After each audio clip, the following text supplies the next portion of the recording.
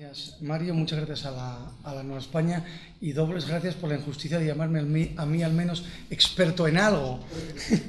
Vamos a ver, yo creo que todos nos planteamos estos días y precisamente hoy, que nos hemos levantado, ayer casi acostado, con noticias de 51 detenciones, de todo el espectro político, ¿qué nos pasa, no? Si acaso somos peores, tenemos una moral distinta y somos más tolerantes que los anglosajones. Yo diría que los protestantes respecto de la corrupción.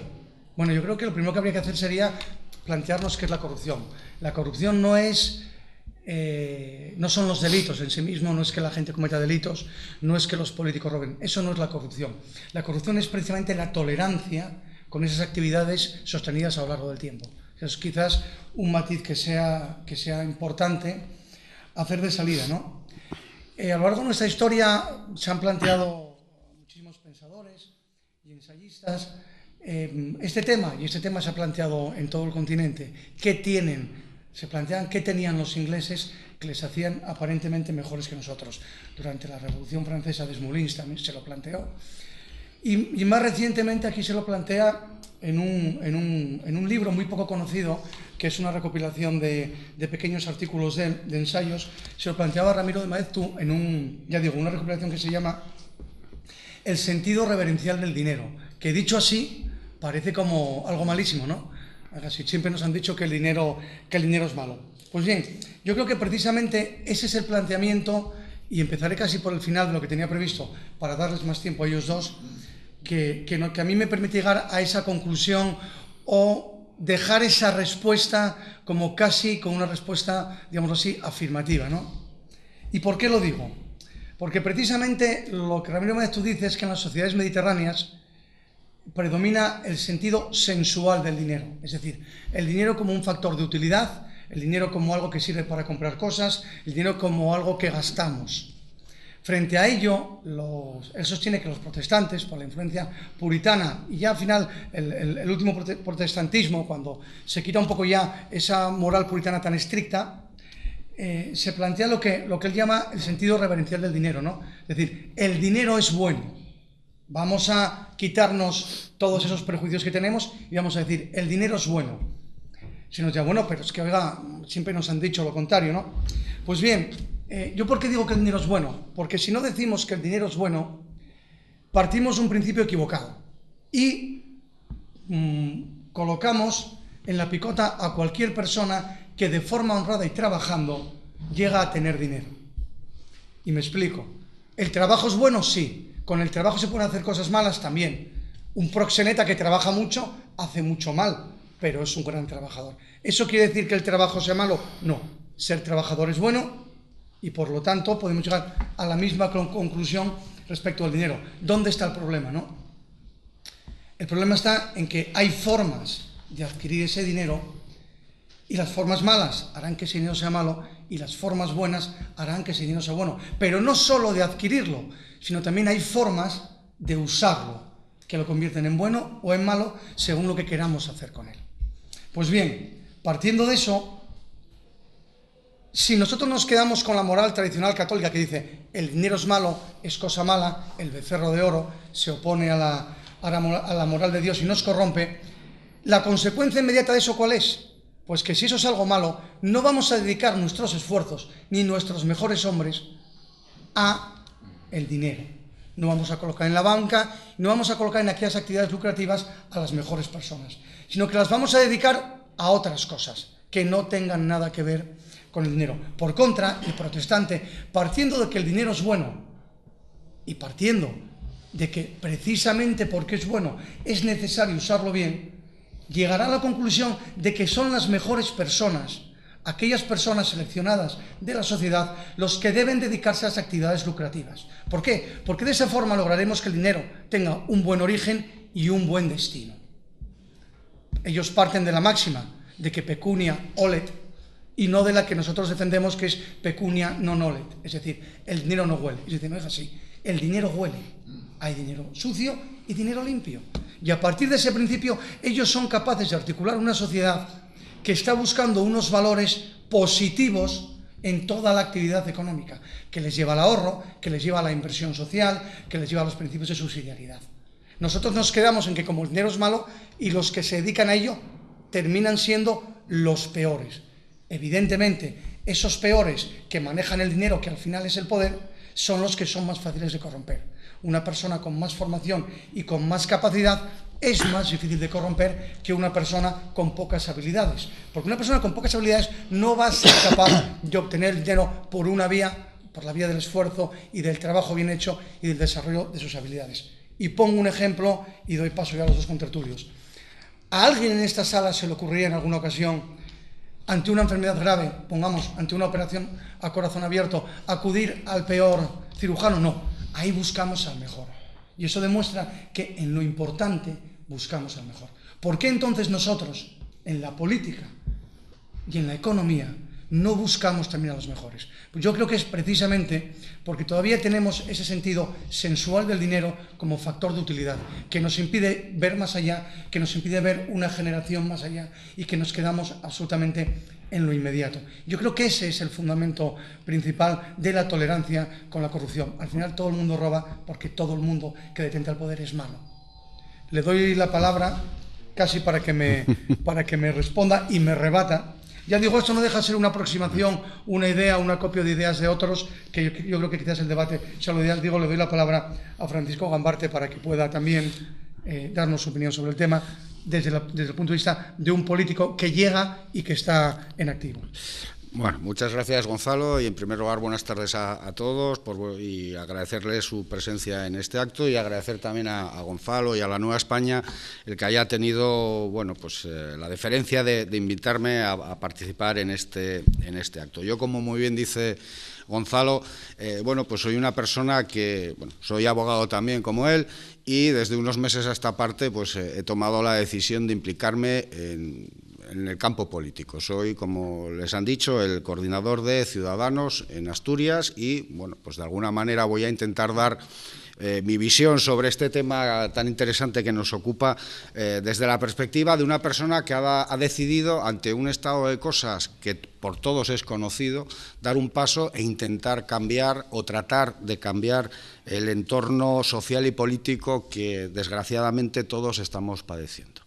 Yo estos días, desde que Gonzalo me dijo y me informó de cuál era el tema de que nos ocupaba esta charla, pues he estado leyendo y evidentemente no voy a llegar a la altura intelectual del discurso que nos acaba de ofrecer Gonzalo, pero mirando encontré un texto que a mí me parece absolutamente revelador y sintomático un poco de la situación en general, que en este mundo globalizado y en relación con el tema que nos ocupa de la corrupción y de esta presunta supremacía o no de los sajones, creo que es suficientemente revelador. Me lo van a permitir leer porque es muy breve. Dice: cuando te das cuenta que para producir necesitas obtener autorización de quien no produce nada.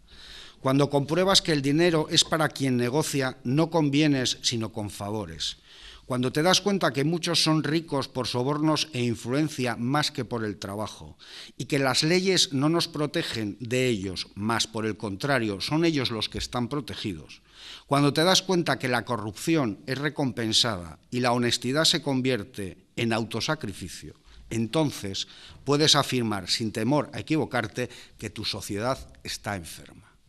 Para mí creo que es absolutamente revelador y es una frase que se pronunció en el año 1920 y está de plena vigencia. Concretamente, una filósofa ruso-americana, Ayn Rand, que publicó esta frase en ese tiempo. Yo creo que en materia de corrupción no existe supremacía entre lo que podemos llamar la cultura mediterránea o la cultura sajona. Sí, evidentemente existen una serie de improntas y una serie de antecedentes derivados un poco de ciertas concepciones religiosas, pero yo creo que en definitiva la corrupción se da en España, se da en Francia, se da en Italia, se da en Holanda, se da en Estados Unidos. ¿Cuál es la diferencia? ¿Dónde radica, desde mi criterio, una cierta supremacía del mundo sajón respecto, digamos, esta cultura mediterránea en la que nosotros nos encontramos? En la respuesta que da el Estado a los casos de corrupción, en la rapidez, en la fortaleza, en la eficacia y además en ese carácter ejemplificador que las condenas en el mundo sajón sobre cualquier otro tema generan para el resto de la sociedad. Evidentemente, el otro día oía una frase que decía que hay una notable diferencia entre el idioma, digamos, el castellano y el inglés, en el que las palabras ser y estar no existen en inglés, se pronuncia con la misma frase. Entonces, evidentemente, ahí radica, de alguna manera, el origen de este problema. Los sajones no solamente están, sino que son. Mientras que nosotros, de alguna manera, vemos que alguien es corrupto y nosotros estamos, de alguna manera, frente a esa corrupción. Y ahí es donde debemos de exigir una eficacia y una actuación pronta por parte de los mecanismos que un Estado democrático de derecho se debe de dar. Desgraciadamente, y ya me centro en España y ya termino para seguir dando la palabra al otro compañero de mesa, a Joaquín, hemos entrado en un relativismo absolutamente galopante. Ya en este país ser decente o no ser decente ha quedado diluido. El ser honrado ha quedado diluido. Nos hemos creído, como ha dicho muy bien Gonzalo, hemos adorado una especie de becerro de oro. Yo siempre cuento una anécdota y con esto finalizo. Yo soy hijo de un funcionario de estos de antes, de casi, muchas veces digo que con manguito. Y siempre recuerdo, mi padre manejaba fondos de la administración. Y siempre recuerdo, tendría yo 15, 14 años, a mi padre, con aquellos libros que se llevaban, 3 noches buscando una partida que no le cuadraba. Al final eran unos céntimos y había sido un error. Y mi padre me dijo, es que el dinero de los demás, por el dinero público, es sagrado, porque es de los demás. Y en este país, desgraciadamente, y debido a una clase política absolutamente nefasta, hemos pasado de ese concepto del dinero público que no es de nadie, a que como no es de nadie, me lo puedo llevar. Y entonces ahí es donde surge el problema y ahí es donde se debe de exigir una pronta respuesta, una rápida respuesta de los mecanismos del Estado para poner coto y término a esos cuadros y a esas situaciones que por todos es conocida. Entonces, yo creo que esa es la gran diferencia que existe entre determinados países, que no todos, vamos a decir, del área mediterránea, de raíz católica, respecto de todo este modelo anglosajón, en el cual, evidentemente, los principios que lo informan pues son los que muy bien ha apuntado y ha descrito Gonzalo. Entonces, yo creo que para mí el punto es ese. Yo no puedo tener miedo, o sea, me puede dar igual que haya gente corrupta si tengo la seguridad de que existen unos jueces, unos fiscales y una policía que va a actuar rápida, eficaz y contundentemente. Y entonces ahí, para mí, es el punto definidor clave que nos diferencia respecto de otros estados y sobre todo un poco del mundo sajón. Bueno, le damos la palabra ahora a Joaquín Santiago, filósofo conocido de todos, como dijeron, expolítico en 2 ocasiones y por tanto también con una visión personal de propia experiencia sobre el tema. Bueno, voy a matizar primero lo de filósofo, que no es así realmente, ¿no? Yo no estudié filosofía, estudié ciencias políticas, historia, bueno, más bien por la politología. Muchas gracias. De todas maneras, gracias a vosotros que estáis aquí, gracias a Gonzalo, a la Nueva España, porque me permiten, pues bueno, volver un poco a Avilés y encontrar a amigos, ¿eh? Es una ocasión muy entrañable para mí. Bueno, pues nada, vamos a empezar al grano. Yo creo que lo que subyace en lo que acaban de decir los dos compañeros, Gonzalo y Gambarte, pues es una división ya, una distinción ya bastante clásica entre lo que es el protestantismo y lo que es el catolicismo en cuanto a la ética del trabajo, a la ética del dinero, etcétera. Y esto es lo que subyace, según se está planteando, en el tema de la corrupción. Bueno, todo esto radica o parte del primero de los estudios que se ha hecho al respecto, que lo hizo Max Weber en la ética del capital, en la ética protestante y el espíritu del capitalismo. Más o menos lo que planteaba, por diseccionar un poquito el asunto y ver si es verdad lo que decía Max Weber, lo que planteaba era, la ética protestante era una ética no orientada al dinero en sí, sino a la austeridad y al ascetismo en el trabajo. Había una especie de señal en este mundo en el que esa virtud que estaba orientada hacia Dios y hacia la otra vida, del trabajo y del ascetismo, había una señal en este mundo que decía que sí, estabas teniendo éxito en esa virtud, y era el ganar dinero.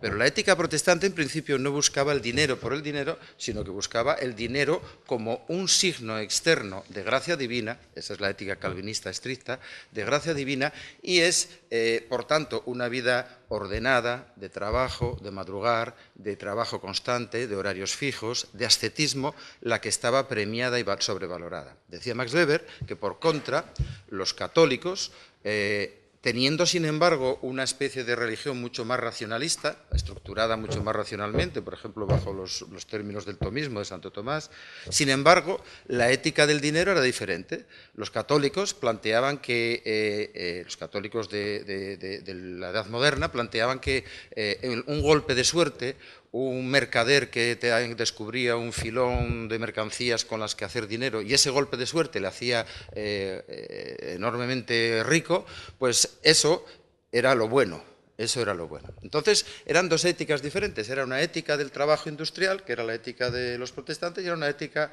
de conseguir dinero, que era la ética de los católicos. El dinero por el dinero, que es un poco lo que planteaba también Gonzalo antes. Bueno, ¿eso es verdad? Bueno, pues hay gente que dice que no es verdad y plantea casos concretos. Por ejemplo, Austria, país centroeuropeo, es católico, de tradición siempre católica, lo mismo que Baviera, al sur de Alemania, y sin embargo, ahí se ha desarrollado un espíritu del capitalismo con los mismos términos morales estrictos que se asignan al protestantismo. Es decir, no todos los catolicismos son iguales, ni un sustrato católico es más propenso o menos propenso a una ética ordenada del trabajo. Por tanto, yo creo que ahí habría que matizarlo. La cuestión es, si nos estamos planteando nosotros en el sur de Europa, aquí en concreto en España, es que tenemos enormes problemas de corrupción, y eso es por nuestra ética tradicional, histórica, que nos hace propensos a la corrupción, que nos hace muy poco rigurosos en cuanto al cumplimiento de las normas, al cumplimiento de los contratos, muy poco rigurosos también, lo que decían mis compañeros también, en cuanto a la penalización del corrupto. Es decir, aquí, bueno, el corrupto es visto casi como un... bueno, como pasó hace poco, por ejemplo, con el pequeño Nicolás, ¿no? Pues una parte de la sociedad española, pues sí, claro, estaba pues, indignadísima. ¿Cómo es posible que alguien así haya llegado a tan altas esferas? Pero otra parte, vamos, había que ver los memes en Twitter y en todas las redes sociales, el cachondeo que se traían y los elogios que se trae, como cuando pasó lo mismo con el Dioni y gente así. Sí es cierto que aquí se elogia un poquito al héroe bandido, ¿no? Al bandido héroe. Sin embargo, eso... ¿arreglamos algo, por ejemplo, mirando las virtudes de los anglosajones? Bueno, pues no lo sé si lo arreglamos o no, porque al fin y al cabo ninguna sociedad va a copiar nada de otra, por mucha inspiración que se pretenda tener, no va a copiar una sociedad más de otra.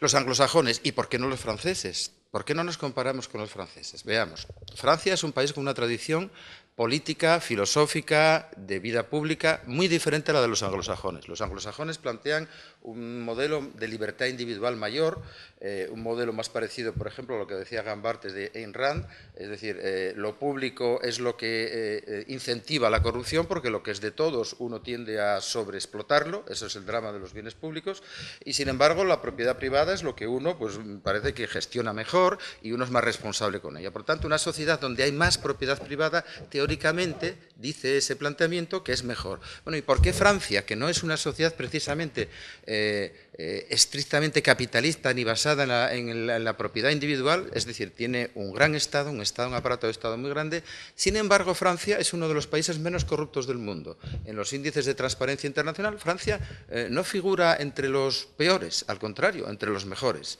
Hay una ética de lo público en Francia también, independientemente de la ideología más liberal o menos liberal, una ética de lo público muy estricta.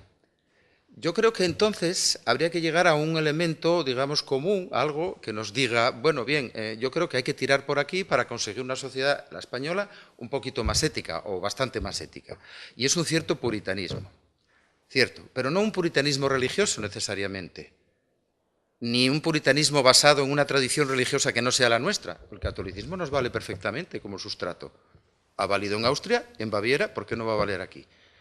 ¿Por qué no va a servir aquí? Sin embargo, yo creo que la tradición francesa de republicanismo puritano, aunque incluso tenga connotaciones bastante negativas relativas a la Revolución Francesa, a los jacobinos, etc., evidentemente esa especie de religión cívica de lo público yo creo que es importante. Porque al fin y al cabo, aquí podemos desarrollar, en España podemos propugnar pues, una ética de la propiedad privada, estricta, modelo anglosajón, pero no podemos, porque no somos anglosajones y nunca lo vamos a ser. Y si tenemos algún tipo de cercanía con algo, la tenemos más con una tradición estatista que con una tradición individualista. Por desgracia, y eso lo dice un liberal que ya, claro, después de tantos años de ser liberal, pues uno acaba ya viendo que las cosas realmente tienen una especie de trasfondo que le acaba bajando, digamos, un poco a la realidad. ¿Qué tradición es la que mejor nos convendría? Nos convendría una tradición puritana en lo público, pero que sirviera igual para la derecha que para la izquierda. Es decir, una tradición de puritanismo, que a lo mejor de puritanismo público, una religión cívica de respeto por lo público, que nos hiciera un poco bajar a la realidad. Hay que ser modestos en eso. Yo creo que en lugar de ser excesivamente idealistas y buscar modelos ajenos y muy lejanos, vamos a buscar lo más realista y lo más cercano. Gracias. Simplemente por coger este último reto de Joaquín, no podemos olvidar que estamos en Asturias y precisamente Asturias es de los pocos ejemplos en instituciones jurídicas liberales que hay en España. Hay una cosa que se llama la Sexta Feria, que es precisamente ese principio de subsidiariedad del que hablábamos. Son los vecinos que se ponen de acuerdo para realizar las obras en los pueblos, es decir, para sus propias cosas. Tenemos los montes vecinales en mano común, que a diferencia de lo que ocurre en Galicia, aquí tiene una connotación privada y no pública. Es decir, es evidente que España ha funcionado siempre con un Estado muy poco o nada liberal, salvo aquel intento que digamos que tampoco lo era, ¿no? Se titulaba como liberal, pero al final tampoco lo fue. Pero yo creo que has dicho una cosa en la que yo estoy bastante de acuerdo, con muchas, ¿no? Pero una principalmente que es, hablabas de ese puritanismo, ¿no? Parece evidente que hoy en día lo que no podemos sostener es que sea un sentimiento religioso o una moral religiosa la que haga que una sociedad sea de una forma o de otra. Pero sí el pozo que ha ido dejando a lo largo de los tiempos y que, por ejemplo, nos ponen un ejemplo claro en que a lo que aquí llamamos oficio, un alemán o un inglés, un alemán lo llama el Beruf y el inglés lo llama el calling, ¿no? Es como una llamada, una profesión, algo con un cierto sentido, si se quiere, trascendente, ¿no? Somos llamados a hacer algo bueno, a hacer algo superior, que no solamente es ese aspecto del dinero. Pero quería coger un coetáneo para hacer una cita, ya que lo habéis hecho, yo también quiero hacer la mía, diría el otro, de Bagehot, del famoso economista inglés, que en su obra, en Lombard Street, dice que un banco es precisamente el sitio, y yo siempre relaciono la moral sobre el dinero con la corrupción y la moral política, ¿no? Es precisamente el sitio donde una persona vana y superficial, si es hombre metódico, como ocurre a menudo, puede hacer infinito daño en el corto tiempo antes de que se le descubra. Al final, ¿por qué nosotros no nos planteamos esto? Y yo creo que esa es la respuesta que tenemos que tratar de responder, ¿no? Es decir, un anglosajón se plantea que quien tiene que gastar o dirigir cómo se gastan y se invierten sus ahorros es una persona estricta, que sepa qué hacer con él y que lo dedique a lo que tiene que dedicarlo. Porque luego parten del principio de que el préstamo no es por el interés que le produce al prestamista, sino por el interés que produce al prestatario. O sea, el anglosajón distingue en a quién doy el dinero, no cuánto me van a pagar por él. Yo creo que ese es un principio que quizás es muy importante y que, por ejemplo, la cultura francesa no lo tiene, y los supuestos a lo largo de la historia de quiebras, tanto en la banca como en el Estado en Francia, son mucho más frecuentes que en Inglaterra o que en Estados Unidos. Quizás precisamente también por eso, ¿no? Porque se está pensando, quizás a lo mejor también por una cierta o una mayor influencia judía, o por lo menos en el mundo medieval, y que al final queda enraizado en lo que es la cultura, se está pensando más en lo que yo voy a sacar cuando doy que en lo que va a sacar a quien se lo dejo. Es decir, el anglosajón busca una persona moralmente solvente que le vaya a devolver el dinero y que lo vaya a gastar bien antes de buscar a una persona que le produzca un rendimiento más alto. Yo, la pregunta que además confieso que fracaso un poco también en tu línea, no encuentro la respuesta qué nos falta a nosotros para que seamos capaces de dar ese pasito más y nos planteemos que el trabajo bien hecho vale por sí, que el dinero no deja de ser una muestra de ese trabajo bien hecho, que está bien que nos paguen mucho si somos muy buenos. ¿Y por qué asociamos siempre en España, en el mundo mediterráneo?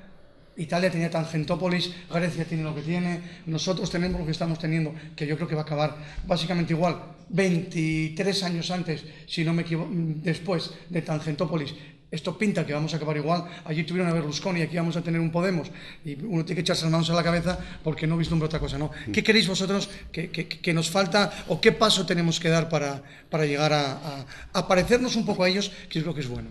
Vamos a ver, voy a tratar de responder desde mi prisma, ¿no? De cómo veo las cosas. Yo no creo que tengamos que parecernos a los sajones, partiendo de esa base, pero yo creo que evidentemente quizás hay aspectos en la cultura sajona que sí son interesantes y son positivos, un poco pues como lo que apuntaba muy bien Joaquín, pues derivados pues bueno de todo ese proceso de evolución fundamentalmente derivada de los valores religiosos. Pero yo creo que el problema que tenemos en España, personalmente, creo que en los últimos 20 o 25 años se ha perdido el valor y el respeto por la cultura del esfuerzo, por la cultura del emprendimiento, por la cultura del trabajo bien hecho. Hemos tenido un sistema educativo que ha venido yendo y viniendo en función del vaivén de la clase política o del partido político que en un momento determinado existía. Se ha perdido determinados principios de autoridad, no de autoritarismo, ojo, que es una cuestión muy distinta. Entonces yo creo que ha sido un proceso un poco a la par que íbamos subiendo en un nivel de vida y bueno, pues que lo hemos visto hasta dónde ha llegado y cómo ha roto, hemos ido perdiendo valores y hemos perdido referencias. Y si bien en algunos aspectos este país es un país para sentirse orgulloso de él, y tenemos miles de ejemplos, desde la Organización Nacional de Trasplantes, que somos un modelo a seguir, hasta en esta situación de crisis, cómo han funcionado las redes sociales de apoyo a aquellas personas que bueno, pues se han visto en grave dificultad económica. En otro lado, creo que hemos perdido esas referencias sobre el valor y el reconocimiento del trabajo bien hecho, del esfuerzo, de la investigación, de la reflexión. Y hay una cosa en la que no estoy de acuerdo contigo, y es en el tema que comentabas de que, bueno, los sajones, de alguna manera, siempre, cuando hablamos de los bancos, miran a ver a quién le doy el dinero y no lo que voy a obtener. Pues creo que tampoco es un ejemplo válido, porque si vemos todo el origen de la crisis financiera que tenemos y de dónde ha surgido o de dónde, de alguna manera, fue la mecha que prendió el tema, el famoso tema de las hipotecas basura en Estados Unidos, no parece muy claro que tampoco los sajones en aquel momento estuvieran mirando muy bien a quién daban el crédito, a quién daban la hipoteca. Entonces, por eso digo que a veces todos este movimiento son vasos comunicantes y al final yo creo que debemos de partir desde nuestra propia idiosincrasia, desde nuestra forma de ser. No podemos cambiar, nos gusta pues el tomarnos una cerveza con los amigos, nos gusta pues el estar en una terraza en un buen momento y si se puede trasnochar, se puede trasnochar, pero eso no creo que sea óbice, primero para considerarnos inferiores a cualquier país de raíz sajona o luterana, y desde luego yo creo que es perfectamente compatible con una cultura del esfuerzo, con una cultura del reconocimiento por el trabajo bien hecho, por la constancia, en definitiva, por la labor bien hecha. Y desde luego, fundamentalmente, por el respeto, que yo creo que debe ser algo fundamental, el respeto a la cosa pública. Y ahí estoy totalmente de acuerdo. Necesitamos que de una vez las instituciones básicas del Estado, las instituciones esenciales de nuestro Estado sean absolutamente laicas, pero no solamente en el sentido religioso, sino, digamos, en el sentido amplio. Y deben de ser instrumentos en beneficio del bien común. Y no como hasta ahora, que evidentemente responden a los intereses fundamentalmente de los partidos o de las formaciones políticas que no han ido a servir a esa estructura estatal, sino que se han servido de esos mismos instrumentos. Y por lo tanto, para mí eso es una degradación del sistema democrático. Antes de pasarle a Joaquín, más que nada por turno, te voy a responder precisamente eso que me dices. Tú mismo diste la respuesta antes, yo creo que eso es lo que demuestra que moralmente son superiores.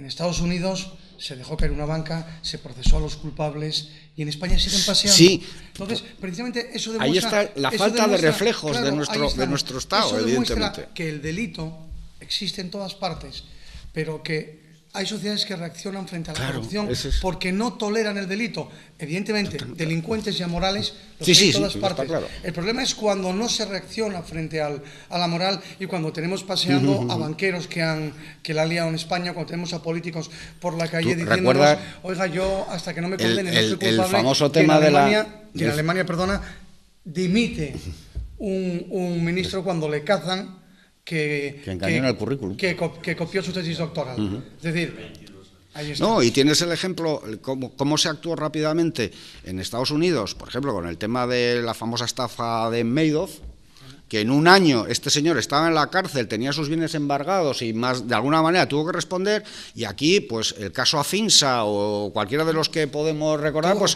continuarán y continuarán, está claro. Por eso digo que... En medios de comunicación, claro, en el juzgado... Claro, bueno, sí, bueno, eso ya no vamos a hablar más. Sí, bueno, yo estoy básicamente de acuerdo con lo que decís, evidentemente aquí, pero no se trata del sistema político. Alguien hablaba, por ejemplo, otro día, debatía con otra persona, no está aquí presente, pero también muy versada en todos estos asuntos, decía, es que hay que rediseñar los mecanismos de control, los mecanismos públicos, oficiales y estatales de control, el Tribunal de Cuentas, la Comisión Nacional del Mercado de Valores, pero yo le decía, pero eso no lo puedes rediseñar simplemente y además hacerlo impermeable al contexto, al entorno. Y si el entorno sobrevalora o es tolerante o no es punitivo con malas prácticas, tampoco el Tribunal de Cuentas le vamos a dar demasiado poder ni tal. ¿Por qué? Porque es la propia sociedad, a través de sus parlamentos, sus políticos, etcétera. Ojo, los políticos son la mayor parte de los casos, si se mantiene a lo largo del tiempo un tipo de político determinado, son reflejo de la sociedad, así que no nos creamos que hay una casta y nosotros los buenos, la sociedad buena y la casta. No, los políticos mantenidos durante un cierto tipo de años, una cierta cantidad de años y de un cierto tipo de políticos, si son así es porque la sociedad es así, por lo menos en una gran parte. Bien, entonces, ¿podemos rediseñar esos mecanismos de control? No los podemos rediseñar así de ex novo. Esto no es un trabajo de ingeniería, que haces una máquina y funciona como tal máquina. No, siempre es permeable al entorno. Entonces, yo quería, por ejemplo, sacar algún caso práctico que me toca al mundo de la enseñanza. No voy a decir nada que no pueda decir, pero que todo el mundo ya conoce. Bueno, pues por ejemplo, la enseñanza y en Asturias. En Asturias tuvimos, siempre el mundo de la enseñanza se consideró como algo puro en lo cual pues no entraba ningún tipo de mala práctica. Siempre que estás en contacto con niños, familias, etcétera, etcétera, pues los profesionales de la enseñanza, los funcionarios que administran la cosa pública de la enseñanza pública, pues siempre son puros y castos. Pues no lo fueron. Aquí en Asturias reventó de repente y nos dejó estupefactos a todos un caso como el caso Marea, que además, paradójicamente, hay un caso como el del sindicato Soma de Fernández Villa, que tiene repercusión nacional, pero el caso Marea no se habló en toda España. Y, sin embargo, fue uno de los casos de corrupción más impactantes que tuvimos aquí. Nos dejó al mundo de la enseñanza estupefactos. Decimos, no podemos creerlo. Pero luego lo piensas, te sientas y lo piensas y dices, sí, era perfectamente posible. ¿Por qué? Pues mira, quien haya estado en un colegio, como estuve yo en los años 80 y 90, sabe que había prácticas que hoy día no se tolerarían. Y prácticas que eran perfectamente normales. Tenías cuenta con un proveedor y decías, bueno, tú tenemos cuenta ahí y nos vas haciendo facturas para nosotros ir justificando subvenciones. ¿Facturas? Eso se hacía. Y se hizo en los años 80 y 90 en toda la administración pública, en colegios, en centros de salud y en muchísimos sitios de la administración. Y se hacía de una manera normal, porque además se hacía hasta con buena intención. Porque decía, es que de esa forma somos operativos y resolvemos esto y lo otro y aquí más allá. Bueno, pues te das cuenta que no. ¿Te das cuenta? Va pasando el tiempo, empiezas a tener una mentalidad más rigorista al respecto, saltan casos como el caso Marea y claro, dices tú, claro, esas pequeñas cositas que vamos haciendo todos con buena intención, pues se van acumulando y aquel ya lo hace con picardía. Y aquel que está en un estado o un estatus superior dentro de la administración, pues lo hace con mucha más picardía y además amasa y se lo da a los amigos y tal. Bueno, siempre se veía como una forma normal. Es decir, a pesar de eso, a pesar de todo lo negativo que podemos estar hablando, porque lo que estamos viendo ahora es el efecto de lo pasado, es decir, de la corrupción pasada, todos estos casos que están saliendo, sí es cierto que somos más rigoristas. Más rigoristas. Ya no vemos las cosas de la misma manera que las veíamos hace 20 años, pero seguro. Yo tengo cierta mentalidad histórica al respecto en mi profesión y no se ven igual, se ven con mucho más rigor ahora. Entonces, ¿algo está cambiando? Sí, en positivo. ¿Qué ocurre? Que no somos capaces de concretarlo en instituciones, de trasladarlo a una clase política y no somos capaces de hacer eso. ¿Por qué? Porque todavía existe un sustrato tolerante demasiado importante. ¿Por qué? Porque los políticos, de los partidos políticos, tienen casos de corrupción en su casa y maquillan el asunto. A unos los echan, otros no los echan. ¿Por qué? Porque al fin y al cabo se ve un partido político como una casa de contratación. Casa de tal. Y claro, hay que tratar bien a los que han vivido de esto, porque claro, si vas a penalizarlos, luego ¿quién viene aquí a nuestra casa? Es decir, es un poco ese asunto. Ahora, ¿que hay un sustrato que está cambiando? Sí. ¿Que somos algo más rigoristas? Sí, yo lo veo.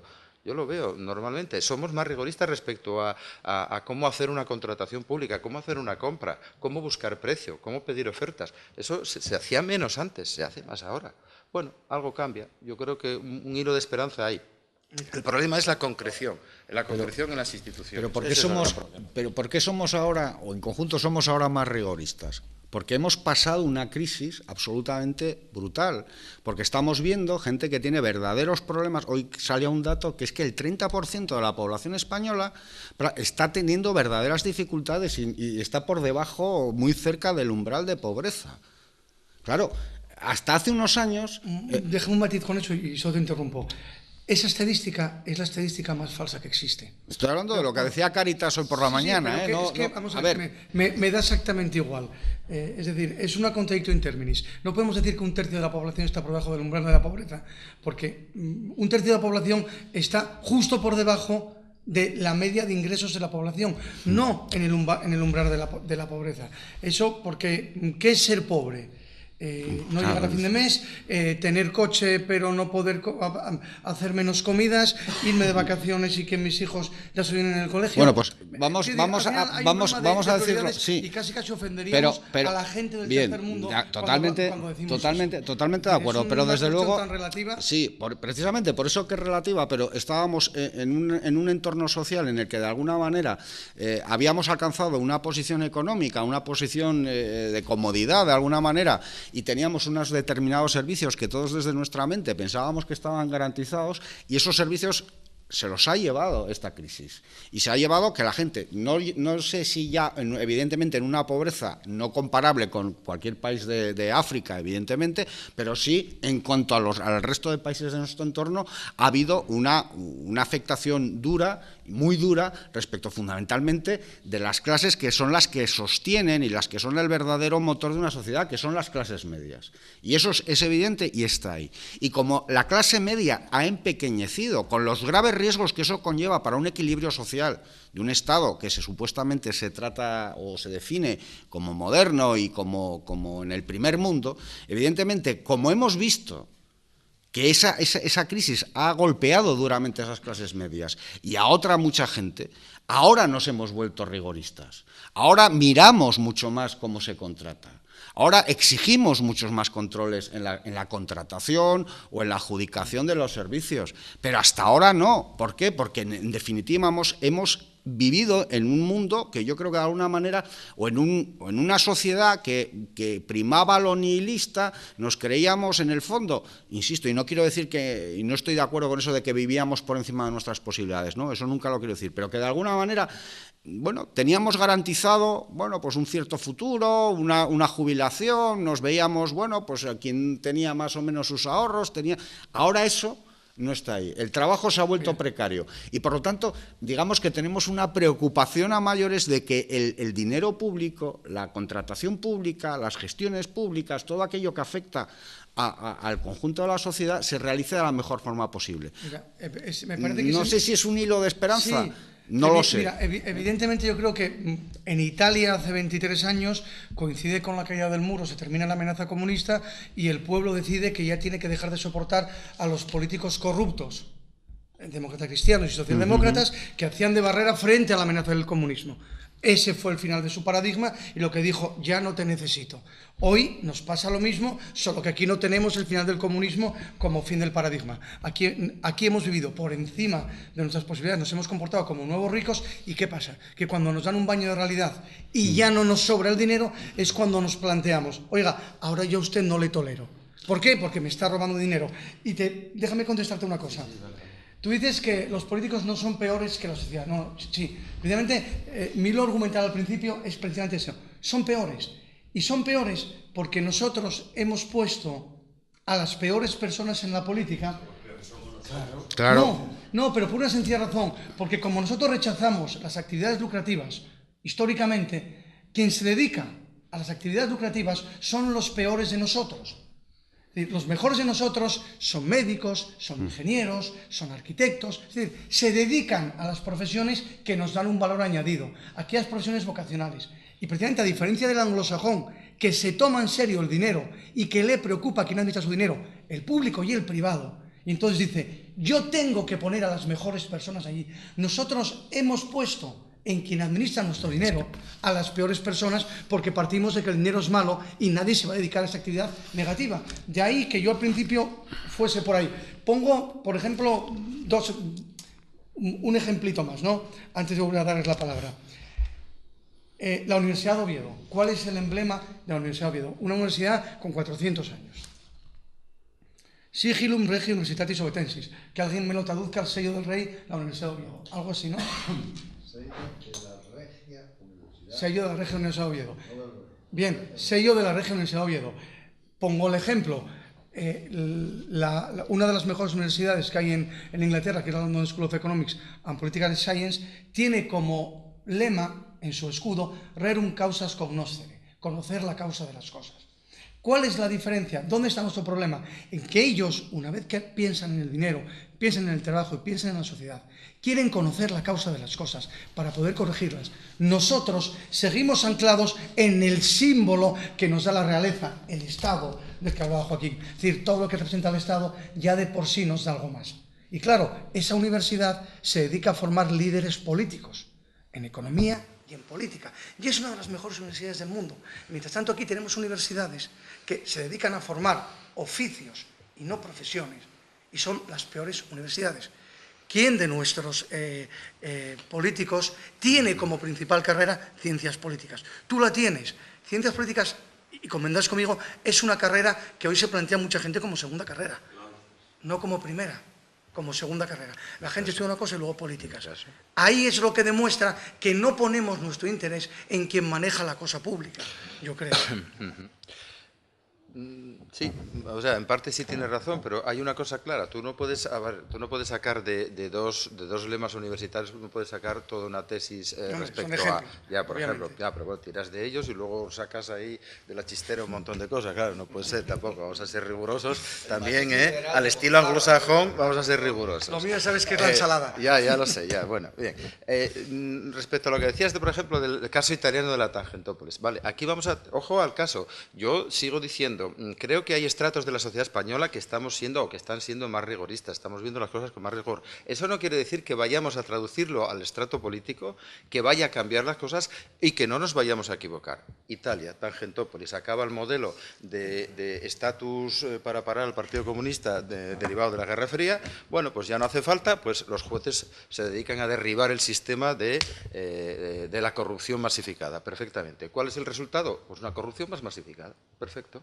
O sea, han dado una solución a un problema que no es una solución a un problema. ¿Por qué? Porque Italia no es Francia, Italia no es Alemania, Italia no es Inglaterra, tiene una tradición propia. Es más, en estos momentos, la camorra napolitana, la 'ndrangheta, la mafia siciliana son muchísimo más poderosas, son un poder económico en Italia, un motor económico muchísimo mayor que lo fue hace 20 años incluso y hace 50 años y no pasa nada. Y no pasa nada. A Italia, al PIB italiano, toda la vida, desde que entró a la Unión Europea, hay que valorarlo al alza, porque evidentemente todo el PIB italiano no está registrado, la mayor parte del PIB está oculto. Y está oculto no en el señor que tiene el garaje y hace un apaño, no, en la mafia y en la camorra, en Nápoles, donde están pues las mayores industrias mundiales, están ahí. Es decir, ¿qué cambia eso? ¿Qué cambia tener una reacción, cualquier reacción, una reacción rabiosa? Creo que en España tenemos el peligro precisamente de una reacción rabiosa. Y evidentemente aquí ha salido el nombre de un partido político que precisamente va a representar una reacción rabiosa, engañosa, falsa y desastrosa. Está presentando como el adalid de la anticorrupción. Habla de la casta, algunos hablamos de la casta hace tiempo, ya dejamos de hablar de la casta porque realmente ha monopolizado esa categoría sociopolítica y resulta que lo que se nos va a presentar, como tengamos esa reacción rabiosa, vamos a ver lo que pasa en Grecia, porque hay un modelo Syriza, es el mismo modelo que aquí y va a ganar. Vamos a ver qué pasa. Y vamos a ver qué pasa el año que viene, en 2015, sobre todo en noviembre, en las elecciones generales. Yo le tengo auténtico pánico a esa reacción rabiosa. Estoy hasta las narices de los políticos. Y entonces, y de la corrupción. Y entonces, voto a este que tiene un planteamiento. No, vamos a equivocarnos. Y a lo mejor a peor. Y a lo mejor a peor. Porque quien precisamente abandera y se sube encima de ese carro contra la casta, resulta que va a ser más caste que nadie. Porque va a derribar todos los demás controles que algunos estamos intentando construir en el día a día y va a derribarlos completamente. Entonces sí que no va a haber controles, ni va a haber ningún tipo de freno a ese meterle mano a la bolsa de la cosa pública. No lo va a haber. Entonces, eso yo creo que es el peligro que tenemos. Es que en eso tienes completa razón. Y en el tema este, fíjate tú hasta qué punto que esa posible alternativa que se está vendiendo, y bueno, sabemos todos de quién estamos hablando, pero es que a mí te llama poderosamente la atención. Si algo sabemos, y está acreditado por lo que hemos padecido, es que la crisis, por ejemplo, de las entidades, de las cajas de ahorros, bueno, pues Caja Madrid, de las distintas entidades, llega porque ha habido un apoderamiento por parte de la clase política, digamos, de los órganos rectores de esas cajas de ahorros, de esas entidades financieras públicas, y que, bueno, pues las cajas de ahorros históricamente dieron unos servicios estupendos, tenían la finalidad que tenían y tal. ¿Qué nos propone esta fuerza que dice vamos a romper con todo? No, es que quiero el control político de la banca.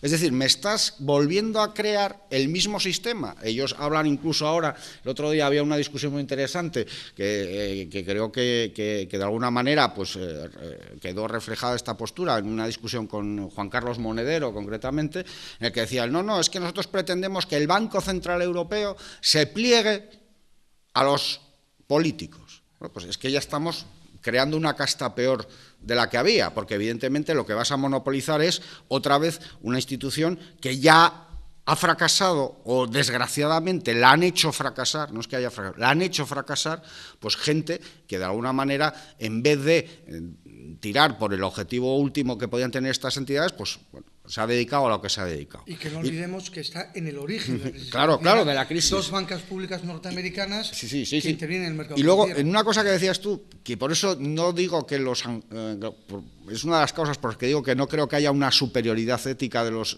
sajones o de los anglosajones en cuanto a nosotros o a los que no tenemos esas raíces. Tú hablabas de que en la cultura sajona está en lo público el objetivo y la búsqueda de encontrar a los mejores. Yo discrepo porque creo que hay ejemplos que han demostrado que eso no es así, y es que yo creo que todos los que estamos aquí recordaremos cómo se eligió al presidente Bush, y el presidente Bush era el paradigma de los mejores, y sobre todo en su segunda elección, en el cual hubo hasta falsificación y mil y un problemas, porque además su hermano era gobernador del estado de Miami, estas cosas. Quiero decir, no es decir aquella frase en todas partes cuecen habas y en mi casa calderadas, pero por ahí anda el tema. Sin defender a Bush, a 10.000 kilómetros de lo que teníamos aquí coetáneo o de lo que tuvimos coetáneo. No. Y además, quiero decir, con una aplicación práctica que me enraiza con lo que dijo antes Joaquín. Estados Unidos superó esa crisis, está saliendo, lidera la salida, sin ningún colapso. No, está totalmente de acuerdo. Y en cambio en Italia han ido a peor, y aquí lo que estamos planteando como salida, y en Grecia, es mucho peor que lo que había. No, por supuesto. Por eso digo estoy que totalmente al de acuerdo final contigo. Su ética, es decir, el hecho de parar las cosas a tiempo, eso es lo que hace que no puedan llegar a ese punto. Yo creo que ten en cuenta que por mucho mal que haga un presidente, ellos parten Sí. de que el presidente es malo y es falible, o puede ser malo, puede ser falible, 2 legislaturas y para casa. Totalmente ya de vendrá acuerdo. otro que lo arregle. Sí, no, la limitación de los mandatos no me lo digas a mí, No, porque lo no, tenemos me en explico, nuestro pero es que nuestro Yo creo programa. que forma parte de esa ética, ¿no? El saber que el poder termina corrompiendo, que el poder absoluto corrompe absolutamente, Sí, y que hay completamente. que ponerle coto. Pero precisamente por eso digo que efectivamente no somos anglosajones y somos españoles. Ahora, Nunca lo podemos seremos. coger aquellas cosas que sean trasladables a nuestro sistema y que no son tan difíciles. Podemos hablar de limitación de mandatos, podemos hablar de muchísimas cosas que nos sirvan para evitar que la gente que se perpetúe en el poder se acabe perpetuando en la corrupción. Porque al final quien perpetúa la corrupción no es el que pasa por allí, es el que está. Tendremos que aprender como ellos, que los franceses lo hacen muy bien y por eso Francia también tiene una ética distinta, separar la política de la administración, que aquí en España lleva mezclada desde Franco y nos la comemos y puede que desde antes, pero claro, nos la estamos comiendo. Mucho más. Es más, está más imbricada ahora que en la época de Franco, que es lo triste. La Escuela de Administración Pública en Francia es un centro donde se crean pues, los funcionarios, los grandes funcionarios de la administración francesa, que es absolutamente neutral en cuanto a, digamos, como desde aquí, el punto de vista que creamos el objetivo, instituto ¿no? ¿cómo se llama? El Instituto González Posada, ¿no? Sí, Pues bueno, se llama, Adolfo, y ponemos Adolfo Adolfo. Posada, No, pero- y ponemos de jefa a la mujer del presidente. Fantástico. Eso está claro, ¿no? Pero mira, Vamos, un ejemplo. un pequeño apunte en relación con lo que comentaba Joaquín antes, de que ahora hay una cierta parte de la sociedad que, bueno, queremos ser más exigentes y más rigoristas en cuanto al control de los fondos públicos o de la res pública, en definitiva, ¿no? Pero también yo estoy totalmente de acuerdo, nosotros somos también los culpables de que se haya generado esta situación. Y pongo un ejemplo que yo creo que todos ustedes lo conocen perfectamente, que es el caso Pujol en Cataluña. El caso Pujol en Cataluña, uno iba a Barcelona y se movía, Pujol, o don Jorge Pujol, y su hijo Olegario y Oleguer y todas estas cosas. Bueno, uno iba a Barcelona y sabía perfectamente lo que estaba pasando. La gente lo conocía. Uno se reunía con unos empresarios o con la clase política catalana o con gente de a pie y sabían perfectamente lo que estaba pasando. Y no obstante, años, o sea, elección tras elección, el ex muy honorable seguía ganando con grandes mayorías. Valencia, ¿qué estaba pasando? También era absolutamente conocido el nivel de corrupción y seguían ganando por mayorías absolutas, una vez tras otra vez. Como Madrid, vamos, perdona, aquí, como vamos, o sea, es decir, como estamos vamos hablando. mal de tiempo, sí me gustaría que si el público tiene alguna observación que hacernos, alguna crítica sobre todo, que es lo que enriquece, darles la oportunidad porque ya va siendo la hora y, como sabéis aquí, tienen que cerrar. Todos estos 10 mandamientos se resuelven en 2. Primero, los 2 son los siguientes. Hemos abusado del estado de bienestar. Y hemos abusado del estado de bienestar en beneficio de los que dirigen la política. Porque esos son votos, y son votos que me van a perpetuar en el poder. El estado de bienestar es una cosa, y el bienestar del Estado es otra. El estado de bienestar no puede ser para todos igual, y no puede ser que todos tengan las mismas posibilidades y que todos tengan, en fin. El estado de bienestar tiene que tener un límite mínimo, que ir para abajo, pero podemos subir. Pero si no hacemos las cosas privadas, mira, tú hablas de un escudo. El escudo que mejor define lo que tiene que ser el mundo es el escudo de Inglaterra. Dieu et mon droit. Dios y mi derecho. Por encima de lo público, pero mi derecho por encima. Es decir, mi derecho igual que lo público. No tiene que ser lo público tal. El Estado es siempre un mal administrador. Se le encomienda al Estado la administración de todo y no hay iniciativa privada, se va todo para atrás. Y en Asturias tenemos un ejemplo magnífico. Asturias es una región pobre, una región subdesarrollada, una región que empezó a despuntar en los años 40, pero que antes tenía que emigrar para comer. Yo conocía a mucha gente asturiana que se hizo rica en América. ¿Cómo? Trabajando. Sencillamente trabajando. Y los españoles en general hicimos rica América. Y cuando América fue independiente y los españoles no marchamos, cayeron todos en la miseria. ¿Por qué? Y aquí por otra cosa también muy importante, por el exceso de leyes que tenemos. basta, si no tenemos más que aplicar el Código Penal y nos sobra la ley de transparencia, nos sobra la ley. Totalmente de acuerdo. 125.000 leyes vigentes están ahora en España. Mira, ¿sabes cuál es la diferencia esencial del anglosajón? Y volvemos a lo mismo con el románico o con el que tiene origen de hecho romano, que las leyes en el continente lo que pretenden es modelar la sociedad, mientras que las leyes anglosajonas se presentan como remedios frente a los problemas concretos. Y por eso hay tan pocas leyes, porque la ley solo entra cuando hay que remediar un problema, no pretende modelar cómo actúa la sociedad. Y vamos a dejarle a José Manuel que... Y luego, si me dejas, te contesto. Sí. Bien, José Manuel también tiene algo que decir. Bueno, pues entonces gracias. te la cede. Gracias, luego vas tú entonces. Vale. Mira, a ver, se trata de lo siguiente. A ver, estamos idealizando el modelo anglosajón, sobre todo en el derecho, tú lo conoces bien, conocéis los dos seguramente el derecho anglosajón y el derecho de origen, que tiene su origen en el derecho romano, continental, sobre todo mediterráneo, ¿vale? Tiene esas diferencias, sin duda son esas diferencias, y en términos políticos están basados en lo que había dicho Fernando sobre el lema británico, ¿no? Dios y mi derecho. Perfecto, sí. Las leyes anglosajonas tradicionalmente se han hecho para resolver con jurisprudencia problemas concretos, con jurisprudencia. Y sin embargo, nosotros, al estilo francés, sobre todo, más bien al estilo del derecho romano, con todas sus codificaciones, pues lo que hacemos es modelar la sociedad. Ojo, que el derecho romano empezó siendo un derecho de jurisprudencia.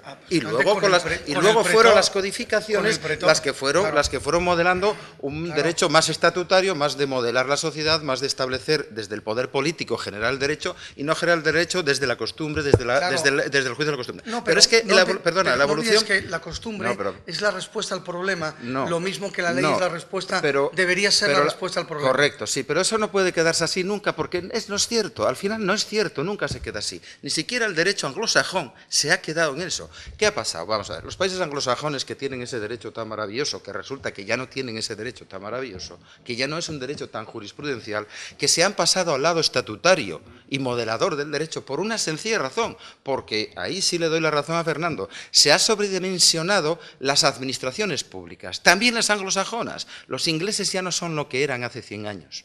Ni los estadounidenses. Es decir, los gobiernos por sí mismos generan una gran cantidad de administración y esa administración genera una gran cantidad de normas y al final se cargan toda jurisprudencia y acaban haciendo derecho estatutario. Es decir, toda evolución del derecho, desde eso tan pedáneo y tan a pie de calle de vamos a ver la costumbre que hay, vamos a ver el problema y desde un juez con una cierta visión, intuición y sabiduría va a arreglar el problema y genera jurisprudencia, eso siempre es una fase hasta infantil, de una sociedad. Es decir, en crecimiento toda sociedad se acaba cargando ese tipo de derecho y acaba haciendo un derecho estatutario. ¿Que nosotros llevamos más tiempo porque hemos heredado una tradición romanista? Por supuesto, sin duda. Pero que Inglaterra, los países anglosajones, van a lo contrario de lo que han sido sus elementos fundacionales, también es cierto.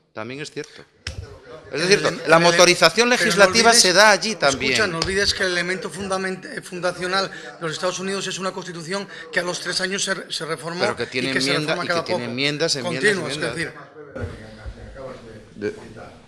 la burocracia es una jaula de acero que acaba ahogando.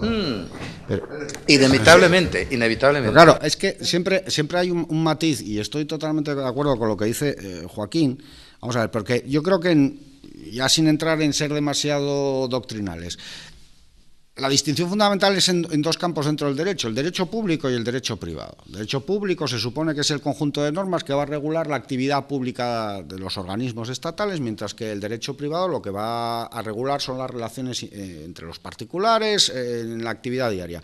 ¿Qué ocurre?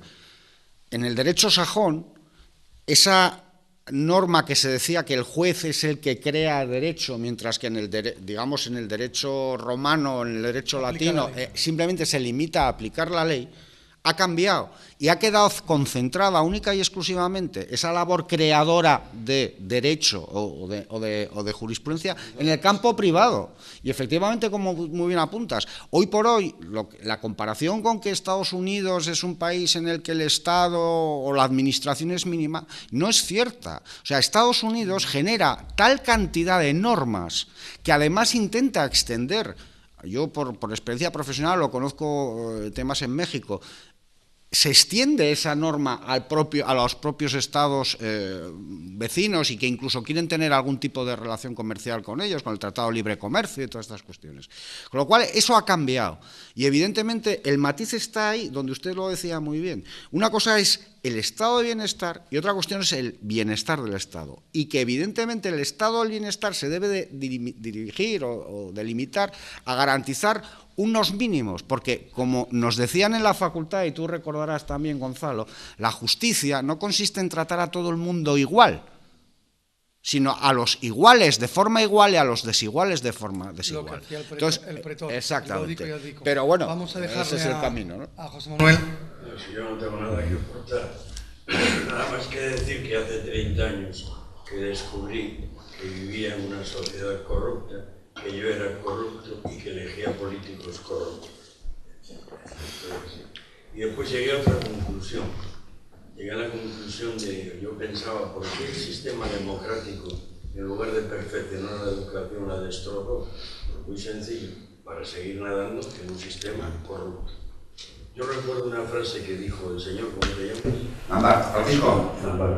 Hablaba de su padre, que era un funcionario de Manguito.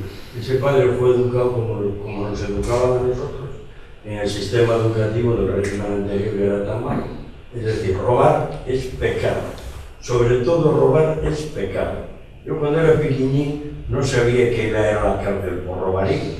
Sabía que no podía robar higos porque era pecado. Por lo tanto, hay que aprender a hacer un buen uso de la religión, el mejor uso. Yo, desgraciadamente, no soy creyente, pero soy muy creyente, claro. Estoy obligado para vivir como vivo. Y después, no sé qué otra tontería iba a decir, pero bueno, la solución es el sistema educativo, una buena educación, y a partir de ahí tal.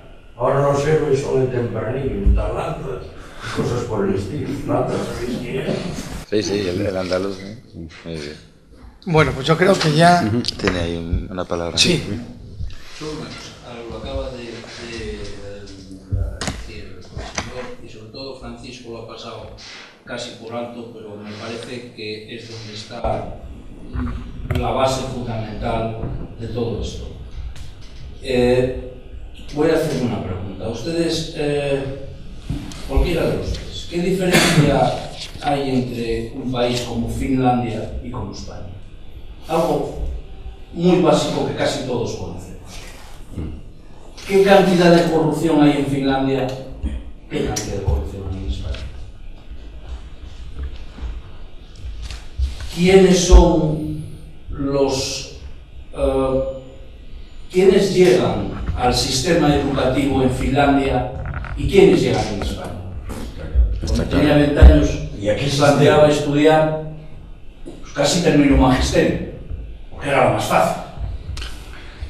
Y en Canarias, porque si no lo sacabas aquí y ibas a Canarias, cayera mucho más fácil. ¿No? Pues eso... Te pagaba más, Y ahora es casi igual, pero es que los créditos ahora no lo entiendo muy bien. Pero bien así, está igual, está todo igual, no hay más que ir a verlos. Finlandia, para ser maestro, máxima puntuación. Yo el caso de Finlandia lo conozco por cuestión personal y, claro, cualquier comparación resulta odiosa.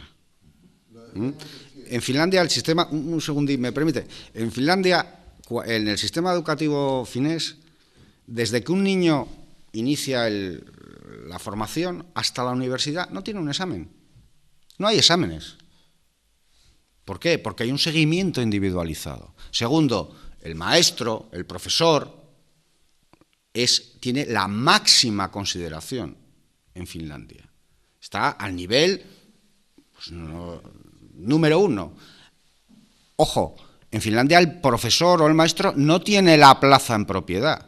Cada 3 años ha de pasar unas pruebas tanto de aptitud psicológica como de aptitud de conocimiento, de formación, de reciclaje. Y evidentemente, aunque ahí luego hay discusiones, porque ya he oído cifras por todos lados, dicen que evidentemente están bastante mejor pagados que en España. Eso ya no sé si Joaquín me lo podrá confiar, aunque he oído datos que en función del PIB y demás. Pero ¿por qué pasa en Finlandia? En Finlandia, después de la Segunda Guerra Mundial, y hasta los años 50 era uno de los países más pobres de Europa.